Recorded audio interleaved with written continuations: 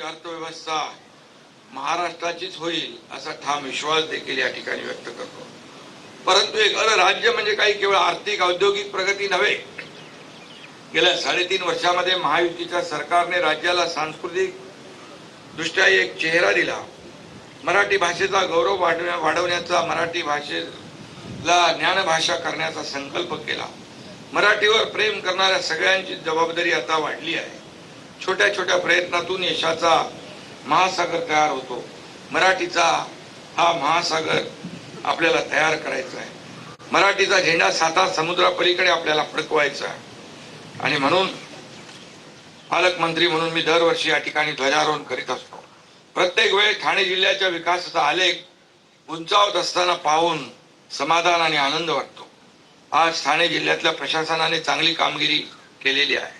150 दिवसाच्या ई-गव्हर्नन्स मध्ये ठाणे जिल्हाधिकारी कार्यालय राज्यात 3रं आलंय. ई ऑफिसमुळे 100% कामकाज डिजिटल झालंय. ठाणे महापालिका, उल्हासनगर महापालिका, ठाणे जिल्हा परिषद यांचा सुद्धा या बाबतीत गौरव झालेला आहे. आपलं सरकार सेवा केंद्राने जिल्ह्यातल्या 431 ग्रामपंचायती जोडल्या गेल्या. एकूण 1000 पेक्षा अधिक सेवा नागरिकांना दिल्या जात आहेत. आतापर्यंत 5,500 पेक्षा जास्त घरपोच सेवा नागरिकांना मिळालेल्या आहेत. छत्रपती शिवाजी महाराज महाराजस्व अभियानात 58,000हून अधिक नागरिकांना दाखले व सेवा उपलब्ध करून दिल्या आहेत. ग्रामविकासात माझी वसुंधरा अभियानात ठाणे जिल्ह्याला राज्यात 2य क्रमांक मिळाला आहे. समृद्ध पंचायत राज अभियानामुळे गावामध्ये रस्ते, सौर दिवे, CCTV, आरोग्य शिबिर अशा अनेक सुविधा उभ्या राहिलेल्या आहेत आणि त्या नागरिकांना मिळत आहेत. ठाणे जिल्हा शेतीच्या बाबतीत सुद्धा नवनवीन उपक्रम आखतो आहे. प्रगत शेतकरी आपल्या ठाणे जिल्ह्यात पाहायला मिळतोय.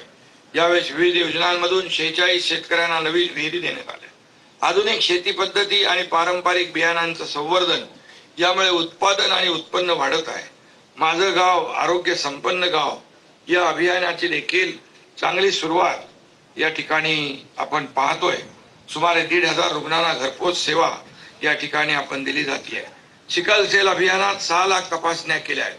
सर्वात महत्वाचं म्हणजे HPV लसीकरण करून हजारो मुलींना कर्करोगापासून वाचवण्याचं काम या ठिकाणी संरक्षण देण्याचं काम यात सुरू आहे. आजपासून आरोग्य विभाग महा डायलिसिस योजना राबवत आहे. 12 डायलिसिस केंद्र सुरू केली जाणार आहेत. एक केंद्र बदलापूरला असेल. शिक्षण क्षेत्रात मिशन भरारीमध्ये नुकतेच ठाणे जिल्ह्यातले 59 विद्यार्थी इस्रोला रवाना झाले. ही देखील आपल्यासाठी अभिमानाची बाब आहे. पिंक रूम उपक्रमातून मुलींसाठी सुरक्षित शैक्षणिक वातावरण निर्माण होते. कौशल्य विकास, मुख्यमंत्री युवा प्रशिक्षण योजना या योजनांचा फायदा मोठ्या प्रमाणावर युवकांना होतोय. ठाणे जिल्ह्यातले खेळाडू सुद्धा सगळीकडे चांगली कामगिरी करतायत.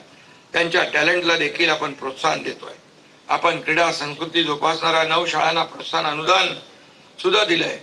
मिशन लक्षवेध या खेळाडूंना खूप उपयोगी ठरत आहे. ठाणे जिल्ह्यातल्या सर्वच महापालिका आता नव्या उत्साहाने, नव्या दमाने या ठिकाणी कामाला लागलेल्या आहेत. विशेषतः स्वच्छता, आरोग्य, पाणी, रस्ते आणि अशा नागरी सुविधांकडे त्या लक्ष देत आहेत. नवी मुंबई पालिकेने प्रथम क्रमांकाचा राष्ट्रीय जल पुरस्कार पटकावलाय. आज आपल्याला माहिती आहे देशात जनगणना सुरू झाली आहे. ही देशातली पहिली डिजिटल जनगणना आहे. 16 मे पासून पहिल्या टप्प्यात प्रगणक आपल्या घरांना भेटी देतील. त्यांना अवश्य सहकार्य करा असं आवाहन, विनंती देखील मी या निमित्तानं करतोय. नागरिकांना स्वतः सुद्धा ऑनलाईन पोर्टलवरून माहिती भरता येईल. प्रशासन आणि सरकार त्यांच्या जबाबदाऱ्या पार पाडीलच. ठाणेकर नागरिक जागरूक आहेत. ते आपलं कर्तव्य एक जबाबदार नागरिक म्हणून पार पाडतील याचा मला विश्वास आहे. गेल्या 1.5 वर्षापासून आपण सगळे ठाणे परिसरामध्ये चाललेल्या विविध विकास कामांचे साक्षीदार आहोत. ठाणे मेट्रो असेल, ठाणे बोरिवली टनेल असेल, फ्रीवेचा ठाण्यापर्यंत विस्तार असेल किंवा मीरा भाईंदरला सुरू झालेली जिल्ह्यातली पहिली मेट्रो असेल. ठाणे विकासाच्या बाबतीमध्ये बुलेट ट्रेनच्या वेगाने धावतोय याचा आनंद आहे. वडाळा घाटकोपर ठाणे मीरा भाईंदरचा मेट्रो लूप तयार होतोय. ठाणे भिवंडी कल्याण अंबरनाथ तळोजा मार्गे दुसरा लूप नवी मुंबईशी जोडला जातोय. MMR मधल्या 337 किलोमीटर मेट्रो नेटवर्कमुळे प्रवासाचा वेळ मोठ्या प्रमाणात कमी होणार आणि त्यामुळे नागरिकांना देखील अतिशय त्याचा फायदा होईल. ठाण्यात आपण अंतर्गत मेट्रो देखील करतोय. ही मेट्रो मुख्य मेट्रोला जोडली जाईल. मुंबई आणि ठाणे शहरामध्ये आपण पॉट टॅक्सीचा देखील नवीन उपक्रम हाती घेतलाय, त्याचा शुभारंभ देखील झालाय. आदरणीय देशाचे प्रधानमंत्री नरेंद्र मोदीजी यांनी एका बैठकीमध्ये सुतोवाच केलं होतं आणि त्याची अंमलबजावणी देखील पॉट टॅक्सीच्या माध्यमातून आपण करतोय. या ठिकाणी रुंद रस्ते, मेट्रो, पॉट टॅक्सीमुळे प्रवास अतिशय सुकर होणार आहे. ठाणे शहराची वाहतूक कोंडी कमी करण्यासाठी कोस्टल रोडचं काम युद्ध पातळीवर वेगाने सुरू आहे. हा मार्ग ठाणे शहराच्या बाहेरून जाणार आहे, त्यामुळे ठाणेकरांची वाहतूक कोंडीतून मुक्तता होईल. सर्वसामान्यांना परवडेल अशा दरात घरं देण्याची जबाबदारी आहे. परवडणारी घरं ही आमची प्रायोरिटी आहे. ठाण्यात क्लस्टरच्या कामांना सुरू झालेली आहे. मुंबईप्रमाणे ठाणे सुद्धा झोपडपट्टी मुक्त करायचं आहे. विकास होत राहील, मात्र पर्यावरणाचं संरक्षण देखील तितकंच महत्वाचं आहे. ठाणे शहरात हरित पट्टे जास्त आहेत, त्यामुळे ठाणे शहराचं तापमान इतर शहराच्या तुलनेत कमी असतं. त्यामुळे ठाणे महापालिका, जिल्हाधिकारी आणि इतर महापालिकांना दरवर्षी 1,00,000 वृक्ष लागवडीच्या सूचना दिलेल्या आहेत. परवाच आम्ही मंत्रिमंडळामध्ये मोठा निर्णय घेतला. राज्यात 2047 पर्यंत 300 कोटी वृक्ष लागवड करण्याची मोठी मोहीम, मोठं अभियान या ठिकाणी उचललेलं आहे आणि या ठाणे जिल्हा यात निश्चितच या वृक्ष लागवडीमध्ये अग्रेसर असेल असा मला विश्वास आहे.